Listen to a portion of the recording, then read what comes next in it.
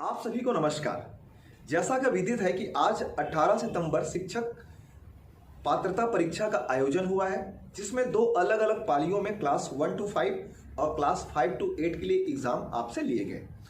Friends, उसी संदर्भ में मैं क्लास 1 to 5 का मॉडल आंसर व्याख्या सहित आपके सामने लेकर प्रस्तुत हुआ हूं। आप ध्यान रखें इस बात का कि मॉडल आंसर लेते समय काफी सटीकता और सावधानी और बारीकी को ध्यान में रखा गया है, फिर भी एक मानवीय भूल के संदर्भ में इसमें गलतियां होना जायज है। हो सकता है कि कुछ आंसर व्यापम के आंसर से भिन्न हो, तो आप व्यापम के आंसर को ही क्या मानेंगे, फाइनल मानेंगे। चलिए तो हम स्टार्ट करते हैं। और याद रखें, जो हम अभी एक्सप्लेन करने जा रहे हैं वो जो है सेट बी का आंसर होगा। 150 प्रश्नों की इस श्रृंखला में टोटल 5 भाग थे, जिनमें से पहला भाग था बाल विकास एवं शिक्षा शास्त्र, चाइल्ड डेवलपमेंट एंड पेडागोजी। वहीं से अपन स्टार्ट करते हैं। इसमें पहला प्रश्न था विकास के निम्नलिखित सिद्धांतों में से कौन सा सिद्धांत गलत है। यानी कि 4 सिद्धांत दिए हैं, इनमें से कोई एक सिद्धांत ऐसा होगा जो विकास के सिद्धांत से मिसमैच खाता होगा। ठीक, पहला था विकास में व्यक्तिगत विभिन्नता होती है। जी हाँ, जब दो बच्चों का विकास को हम तुलना करते हैं तो उन बच्चों के विकास क्रम में थोड़ा सा अलग अलग भिन्नता नजर आता है, तो ये बिल्कुल सही है, इसलिए आंसर नहीं होगा। विकास संयोग का परिणाम होता है, ये जो आंसर है सरासर गलत है। विकास कोई संयोग का जो सिद्धांत नहीं है। क्यों? क्योंकि विकास जो है एक प्रकार की निरंतर और सतत चलने वाली प्रक्रिया है, ये हर इंसान में देखने को मिलता है। तीसरा था सतत प्रक्रिया है। जी हाँ, ये चलती रहती है। अनुमानित कहने का मतलब ये है कि आप अनुमान लगाते हैं कि वो बालक का विकास कैसा और किस प्रकार होगा। इसलिए इन चारों आंसर में बी जो है आपका प्रश्न के अनुसार आंसर होगा। सेकंड प्रश्न, एक कार्य के दौरान मनीषा स्वयं से इस बारे में बात कर रही कि वह किस प्रकार कार्य को आगे बढ़ा सकती है। भाषा और विचार पर लेव वाइगोत्स्की के अनुसार इस प्रकार का निजी भाषण किसका संकेत है। तो लेव वाइगोत्स्की जो है एक मनोवैज्ञानिक हुए, जिन्होंने इसके संदर्भ में विचार प्रस्तुत किया था, और इनके विचार के अनुसार जो मनीषा के बारे में बात किया जा रहा है वो ये पहले ऑप्शन में फिट बैठता है, यानी कि सेकेंड का आंसर ए होगा। आप जब याद रखें, आप जब अपना प्रश्न मिला रहे होंगे तो यह सेट बी का प्रश्न मैं आपको एक्सप्लेन कर रहा हूं। प्रश्न सेम होंगे बट अलग अलग सेट में जो है प्रश्नों का क्रम अलग अलग होगा। तीसरा प्रश्न, निम्नलिखित में से कौन सा सिद्धांत पुनर्बलन का सिद्धांत भी कहलाता है। ठीक, तो ये 4 सिद्धांत दिए गए हैं। इनमें से पहला है स्फूर्त अनुकूलन का सिद्धांत, उद्दीपन, क्लासिकल, सूझ या अंतर्दृष्टि। ठीक, तो ये जो 4 ऑप्शन दिए गए हैं, इसमें से पहला जो है स्फूर्त अनुकूलन, इसी को हम क्रिया प्रसूत के नाम से भी जानते हैं, और इसका आंसर ए होगा स्फूर्त अनुकूलन का सिद्धांत। थोड़ा इस बात का ध्यान देंगे कि ये जो पीछे प्रश्न है इसमें जो टिक लगा हुआ है, किसी एक स्टूडेंट से लिया गया पेपर है, वो अपने अनुसार जो है टिक लगाया है, तो जो हम गोला करेंगे उसी को आप आंसर मानेंगे। चौथा प्रश्न था किस प्रकार का मूल्यांकन विशेष आवश्यकता वाले बच्चों की पहचान करता है। तो विशेष आवश्यकता वाले बच्चों के लिए जो डायग्नोस्टिक डी ऑप्शन है ये क्या होगा, उसकी पहचान करने के लिए सटीक मेल खाएगा। प्रश्न 5, पियाजे के सिद्धांत में एक प्रक्रिया जो धारणाओं और अनुभव के बीच, पुराने और नए के बीच संतुलन बनाने वाली क्रिया को जाना जाता है। इसका आंसर बच्चों संतुलन ही होगा, जिसे सात्वीकरण या सातवीकरण भी कहा जाता है, सामीकरण भी कहा जाता है। ठीक, संतुलन को बता रहा है पुराने और नए के बीच में। नेक्स्ट 6 नंबर है, भारतीय संविधान में 6 से 14 वर्ष के आयु वर्ग के लिए बच्चों के लिए निःशुल्क और अनिवार्य शिक्षा के अधिकार को शामिल किया गया है। जी हाँ, 86 अमेंडमेंट नंबर 2002 में जो है सभी 6 से लेकर के 14 वर्ष के जो बच्चे थे उसको निःशुल्क और अनिवार्य शिक्षा का प्रावधान किया गया, जिसके लिए संविधान में संशोधन किया गया, और संविधान में संशोधन करते हुए अनुच्छेद 21 के तहत आर्टिकल ए जोड़ा गया, इसलिए इसका आंसर क्या होगा? ए होगा। आगे चलिए, निम्नलिखित में से कौन एक बच्चे के सामाजिक विकास को प्रभावित करने वाला व्यक्तिगत कारक पूछा है? तो बात किया गया है पर्सनल केस या व्यक्तिगत कारक का। तो व्यक्तिगत कारक कहने का मतलब है उस बालक से ही जुड़ा हुआ। तो अब देखें इन तीनों में उस बालक से जुड़ा हुआ कौन सा है? तो उस बालक से जुड़ा हुआ स्वास्थ्य है, उस बालक से जुड़ा हुआ संवेग या इमोशंस है, उस बालक से जुड़ा हुआ बुद्धि या इंटेलिजेंस है। जबकि साथी समूह मित्रगण उसके जो सहपाठी हैं उसके व्यक्तिगत कारक नहीं है, इसलिए आंसर क्या हो जाएगा? 7 का ए हो जाएगा। चलिए आगे बढ़ते हैं। प्रश्न क्रमांक 8 देखिए, प्रश्न क्रमांक 8 जो कहता है कि लॉरेंस कोहलबर्ग के अनुसार एक कार्य संपादित करना व कुछ करना क्योंकि दूसरे उसे स्वीकार करते हैं नैतिकता के खालिस्तान चरण का प्रतिनिधित्व करता है। यानी कि नीचे में आपको नैतिकता के 4 चरण दिए हैं। इस 4 चरण में इस प्रश्न के अनुसार कौन सा आंसर हो सकता है? तो लॉरेंस कोहलबर्ग एक मनोवैज्ञानिक हुए जिन्होंने नैतिकता की बात कही है।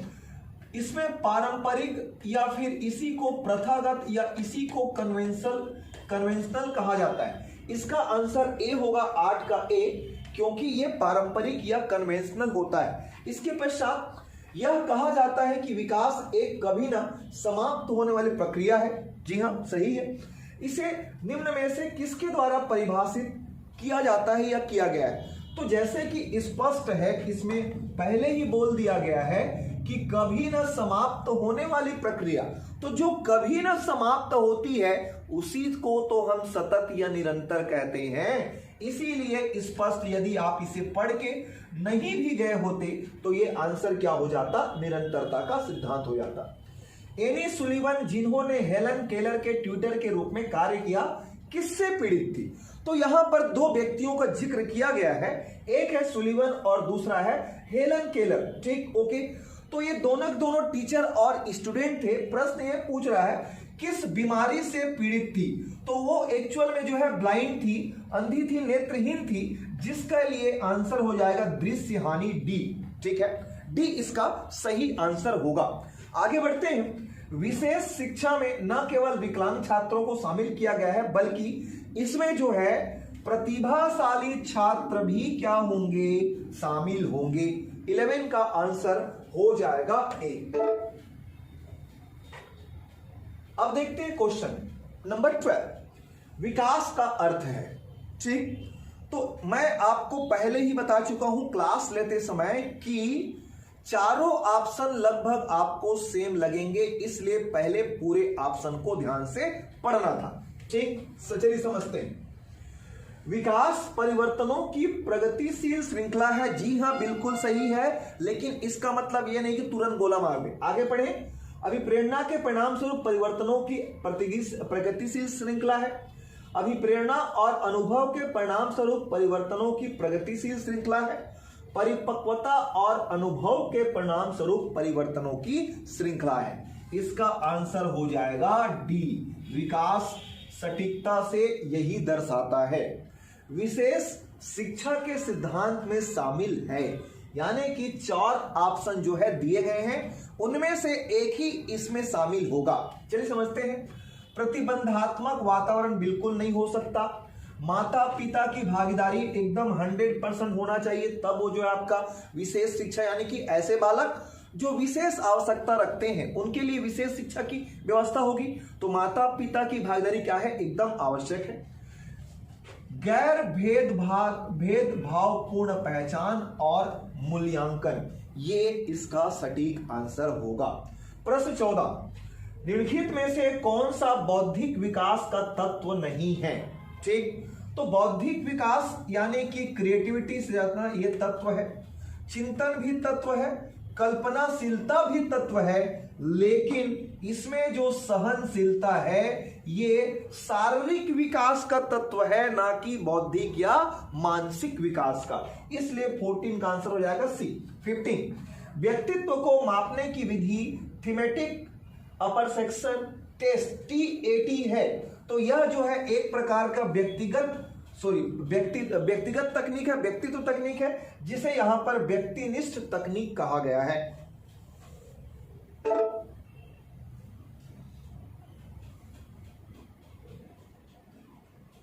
आगे बढ़ते हैं। प्रश्न क्रमांक 16, 2 से 8 वर्ष की आयु के बच्चों के लिए विकास के पैटर्न में मोटर, सामाजिक, भावनात्मक, संवेगात्मक के साथ शामिल है। यहां पर मोटर का अर्थ जो है वो है गत्यात्मक, तो इसमें इसका आंसर जो है हो जाएगा सी, भाषाई क्षमता और कौशल। तो 16 का आंसर सी, जो क्या दर्शाएगा, भाषाई क्षमता और कौशल। 17, पियाजे के अनुसार संज्ञानात्मक विकास की दूसरी अवस्था है। ठीक, तो इसने जो है टोटल कितने दिए, 4 अवस्था दिए। किसमें, संज्ञानात्मक विकास में। इसमें से एक था पूर्व संक्रिय। तो जैसे कि पूर्व को हम क्या जानते हैं, प्री के नाम से जानते हैं इंग्लिश में, इसी को आप जब हिस्ट्री में पढ़ेंगे तो पूर्व ऐतिहासिक की जगह में प्राक ऐतिहासिक लिखा जाता है। इसी को यहां पर प्राक लिख दिया है, इसलिए आप कंफ्यूज हुए होंगे। तो 17 का आंसर हो जाएगा सी, प्राक संक्रिया काल। 18, बच्चा भौतिक और सामाजिक वास्तविकता की अवधारणा का निर्माण करना प्रारंभ कर देता है। तो बच्चा भौतिक और सामाजिक वास्तविकता की अवधारणा का निर्माण कैसे करेगा, तो ये जो है बौद्धिक विकास के माध्यम से इस चीज का क्या करता है, निर्माण प्रारंभ करता है। 18 का बी, विकास की अवधि में अत्यधिक दबाव और तनाव का काल कहा जाता है। तो जैसे कि मैं पहले आपको बताया हूं कि जब कोई एक बालक किशोर अवस्था में पहुंचता है तो उस समय उसके सारे संवेगों का विकास हो जा रहता है। इसी समय वो लोगों से चिढ़ना, लड़ाई करना, प्यार, मोहब्बत, ये सब में पड़ता है, जिसके कारण उसको जो है तनाव और दबाव झेलना पड़ता है। इसलिए 19 का आंसर हो जाएगा ए। आगे बढ़ते हैं। प्रश्न की अगली कड़ी में 20वां प्रश्न है, शिक्षा का अधिकार 2009 के अनुसार विशेष आवश्यकता वाले बच्चों को पढ़ाना चाहिए। यानी कि आप जो विशेष आवश्यकता वाले बच्चे हैं वो उसको कैसे पढ़ाएंगे। ठीक, तो सबसे पहले आप उनकी व्यक्तिगत आवश्यकता को क्या करेंगे, पूरी करेंगे। उसके बाद उसे समावेशी शिक्षा की क्या करेंगे, व्यवस्था करेंगे। इसलिए 20 का आंसर हो जाएगा सी। निम्न में से किसने अधिगम का सिद्धांत प्रतिपादित नहीं किया है। यानी कि यहां पर आपको 4 मनोवैज्ञानिक का नाम दिया गया है। तो आपने जो है पढ़ते समय थॉर्नडाइक का नाम सुना होगा, स्किनर का नाम सुना होगा, कोहलर का नाम सुना होगा, लेकिन D.S. ब्लूम जो थे ये वर्गीकरण से संबंधित सिद्धांत को प्रेजेंट किए थे, अधिगम से संबंधित सिद्धांत इनका नहीं था। इसलिए आंसर हो जाएगा 21 का डी। एक 6 से 7 वर्ष का बच्चा दूसरों के दृष्टिकोण को स्वीकार नहीं करता क्योंकि वह अहम या आत्म केंद्रित होता है। ठीक, वन लाइनर जो फैक्ट मैंने आपको फेसबुक, व्हाट्सएप ग्रुप, टेलीग्राम में डाले थे उसमें स्पष्ट लिखा हुआ था कि एक 6 से 7 वर्ष का बच्चा आत्म केंद्रित होता है, इसलिए दूसरे के दृष्टिकोण को स्वीकार नहीं करता है। ठीक है, चलिए अगला प्रश्न देखते हैं। अगला प्रश्न है पीयर रेटिंग से आप क्या समझते हैं। ठीक, तो पीयर रेटिंग जो है आपका एक फैक्चुअल प्रश्न था जिसमें यदि आपको आता है तो आता है, नहीं आता है तो नहीं आता है, सिद्धांत के पर कार्य करना था। तो एक्चुअल में पीयर रेटिंग जो है क्या होता है, तो हम जो है किसी सहकर्मी या जो हमारे साथ है उससे हम क्या करते हैं, तुलना करते हैं। तो तुलना वाला जो आपका कोई सा भी होगा उसमें देखिएगा वह हो जाएगा। एक मूल्यांकन उपकरण है, सही बात है, जिसमें किसी व्यक्ति का कार्य का मूल्यांकन अन्य सदस्यों के साथ किया जाता है। यानी कि हम तुलना किए ना किसी सहकर्मी के साथ, इसलिए 23 का आंसर होगा ए। चलिए आगे बढ़ते हैं। प्रश्न 24 है नैतिक विकास को परिभाषित करने वाले मनोवैज्ञानिक हैं। तो आप याद रखें 1932 में जीन पियाजे ने जो है नैतिक विकास का सिद्धांत प्रेजेंट किया था। किसने? जीन पियाजे ने। ओके, तो उन्होंने इस सिद्धांत में नैतिक विकास को क्या किया, परिभाषित किया, इसलिए 24 का आंसर हो जाएगा सी। व्यक्तित्व के संदर्भ में कौन सा गलत है? व्यक्तित्व अनूठा और विशिष्ट होता है, बिल्कुल सही है। व्यक्तित्व आनुवंशिकता और वातावरण का संयुक्त उत्पाद है, ठीक, ओके, ये भी सही है। व्यक्तित्व व्यक्ति के अवचेतन और अचेतन व्यवहार में फैला हुआ है, ये भी सही है। व्यक्तित्व केवल व्यक्ति के बाह्य रूप तक सीमित होता है, बिल्कुल नहीं।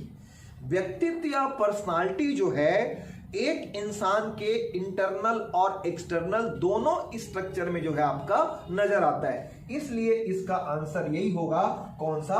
25 का डी।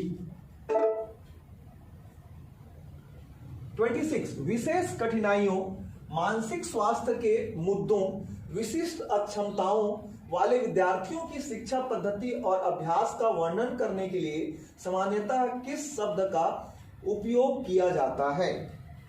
जैसे कि पहले ही पता है कि ऐसे बच्चों को जो विशेष आवश्यकता है उनको हम क्या देंगे, तो उनको जो है हम विशेष शिक्षा क्या करेंगे? प्रोवाइड करेंगे, प्रदान करेंगे, ठीक। मोटर विकास में व्यक्तित्व भिन्नताएं होती है, फिर भी मोटर विकास का क्रम खाली स्थान से खाली स्थान होता है। यह प्रश्न बहुत ही आसान है, लेकिन आपको थोड़ा सा घुमा दिया है, ठीक। मोटर विकास का अर्थ है एक बालक के हाथ पैर और उसको चलाने से है, ठीक। तो जैसे कि हम आपको बताए थे कि एक बालक जो है पहले पूरे सकल हैंड को, ग्रॉस हैंड को पूरा क्या करता है? चलाता है। उसके पश्चात धीरे से ऐसे कोहनी को, उंगलियों को क्या करता है? नचाने का प्रयास करता है। इसलिए इसका आंसर क्या होगा? बी होगा, बी। सबसे पहले वो सकल मोटर विकास करेगा, उसके पश्चात ठीक या फाइन मोटर विकास की ओर जाएगा, यानी कि पूरा हाथ पहले, फिर उसके छोटे छोटे पार्ट्स जैसे कि कोहनी, हाथ, ये सब क्या करेंगे? कार्य करेंगे। आगे देखिए, स्मृति स्तर और समझ स्तर के शिक्षण मॉडल के सिंटेक्स में कौन सा चरण प्रमुख है? तो इसमें से सबसे इंपॉर्टेंट चरण है प्रस्तुतिकरण, या डी इसका क्या हो जाएगा? आंसर हो जाएगा।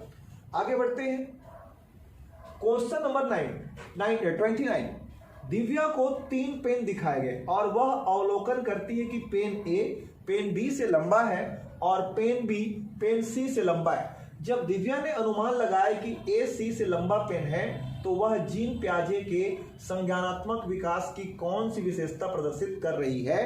तो वो जो है जीन प्याजे के क्रमबद्धता को क्या कर रही है? प्रेजेंट कर रही है, ठीक। इस आंसर में थोड़ा सा संशय है, जब वो आंसर आएगा तो एक बार आप कंफर्म कर लीजिएगा। आगे बढ़ते हैं, विद्रोह की भावना की प्रवृत्ति निम्न में से किस अवस्था में होती है? तो सरलता यदि पूछता तो इसका भी आंसर किशोरावस्था होता, लेकिन यहां पर किशोरावस्था की 2 अवस्थाएं दे दी गई हैं, एक पूर्व और दूसरा मध्य। तो याद रखें, मध्य किशोरावस्था में बालक थोड़ा सा समझदार हो जाता है, इसलिए इसका आंसर हो जाएगा क्या? पूर्व किशोरावस्था। तो बाल विकास एवं शिक्षा शास्त्र के ये जो हमने 30 प्रश्न देखे, इसमें आप सटीकता से अपने आंसर को सही मान सकते हैं, यदि इस अनुसार से ये सही है तो।